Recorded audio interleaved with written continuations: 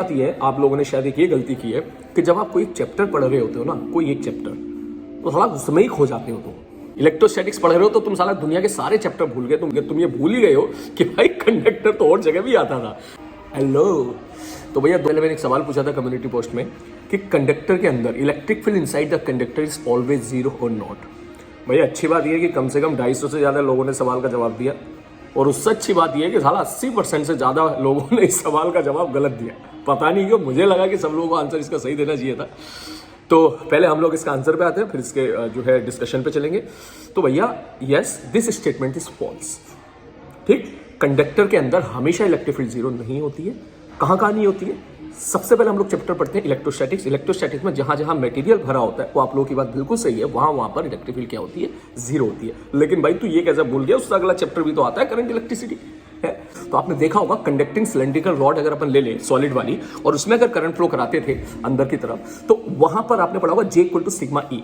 तो current carrying wire के अंदर इलेक्ट्रिक फील्ड जीरो नहीं होती है। J equal to sigma E, J होता था करंट डेंसिटी। पहला एग्जाम्पल। दूसरा एग्जाम्पल, जब लोगों ने EMI पढ़ा था, इलेक्ट्रोमैग्नेटिक इंडक्शन, वहां पर कोई एक भागती हुई कंडक्टिंग रॉड, मैं एक बार फिर से रिपीट कर देता हूं, वहां पर एक भागती हुई conducting rod in a magnetic field. ठीक, तो वहां पे चार्जेस का सेपरेशन आ गया था, अगर आपको याद हो तो। और जैसे वहां पे चार्जेस का सेपरेशन आ गया था, तब हमने बोला था कि भागती हुई conducting rod in a magnetic field will behave like a battery. वहां पर दोनों एंड के अक्रॉस पोटेंशियल डिफरेंस आ गया था, और पॉजिटिव चार्ज अलग इकट्ठा हो गया था जाके, नेगेटिव चार्ज अलग इकट्ठा हो गया था जाके, चार्ज का सेपरेशन आ गया था। तो वहां भी तो भैया इलेक्ट्रिक फील्ड आई थी अंदर, जिसकी वैल्यू हम लोगों ने निकाली थी, जो पोटेंशियल डिफरेंस हम लोगों ने निकाला था, जिसको इंड्यूस ईएमएफ बोल दिया करते थे वहां पर, उसकी वैल्यू आई थी V cross B dot L। उम्मीद आपको याद होगा। ठीक, दूसरा एग्जाम्पल। एक एग्जाम्पल और सोच, तो ऐसा सोच कि कंडक्टिंग रॉड ले ले, उस आली को भगा दे वहां से, एक्सेलरेट कर दे उसको। एक कंडक्टिंग रॉड ले ले, उसको एक्सेलरेट कर दे। अब तो कंडक्टिंग रॉड के फ्रेम में अगर चला गया, तो जाहिर सी बात है, तो भैया ताड़ाताड़ी करने से पहले सूडो फोर्स दोगे वहां पर। ठीक, तो जैसे ही वहां पर कंडक्टिव फ्रेम के अंदर चला जाए, कंडक्टिंग रॉड के फ्रेम में चला जाएगा, तो जो फ्री इलेक्ट्रॉनों में सूडो फोर्स देगा। सूडो फोर्स देगा तो क्या फिर से चार्ज का सेपरेशन आ जाएगा। इसका मतलब कंडक्टर के अंदर फिर से तेरे को वहां पर क्या मिल जाएगी? इलेक्ट्रिक फील्ड मिल जाएगी।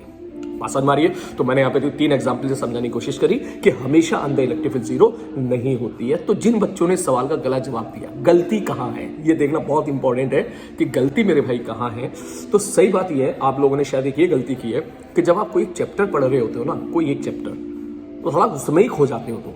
ठीक है, इलेक्ट्रोस्टैटिक्स पढ़ रहे हो तो तुम साला दुनिया के सारे चैप्टर भूल गए, तुम EMI भूल गए, तुम वहां पर जो है करंट इलेक्ट्रिसिटी भूल गए, तुम ये भूल ही गए हो कि भाई कंडक्टर तो और जगह भी आता था।